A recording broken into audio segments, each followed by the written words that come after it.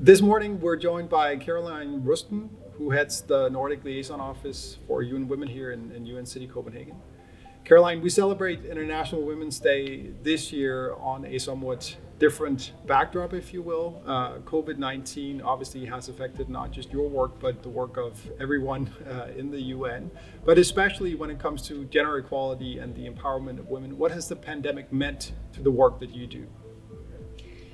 We have seen a regression on a lot of the gains we have achieved, in particular on violence against women, which is one of the biggest areas, and on feminization of poverty. We have also seen that women leaders have responded pretty well. We have seen countries with women leaders have had fewer deaths.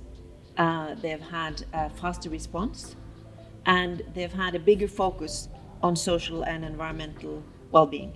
2020 marked the beginning of the decade of action, really underscoring everything that we need to do the sprint that we're in for to achieve the Sustainable Development Goals by 2030. So 2020 was marked by COVID-19, which obviously impedes much of that effort.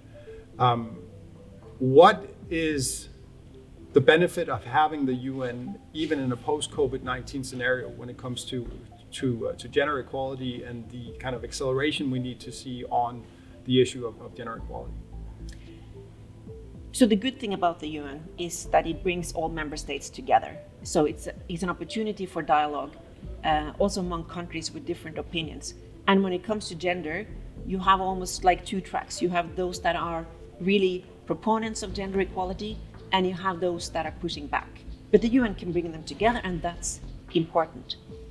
But the challenge with this is also that it takes a long time then. So to move into action takes time. That's why the initiative that we have started with partners globally called Generation Equality is really about saying we bring UN member states together with the private sector, with philanthropists, with organizations, with civil society, with young people to move towards action. Action is going to be important. To reach gender equality by 2030, that's the end date for gender inequality. We need everyone on board. So what are some of those specific actions that you would like to see more of? So we want to see more action on addressing gender-based violence. We want to see more action of securing women bodily autonomy and sexual and reproductive health and rights. We want to see a gender lens investment in technology and innovation. We want to see climate change from a gender lens and understanding how women can participate in discussions and decision making on that. We want to see economic justice and rights. And we want to see women leadership and feminist movements influencing decision making. How do you remain optimistic on achieving the goals that you work for? So I remain optimistic because I think the crisis has demonstrated clearly to everyone, also in their home, in their community and in their country, that this is something that applies to absolutely everyone.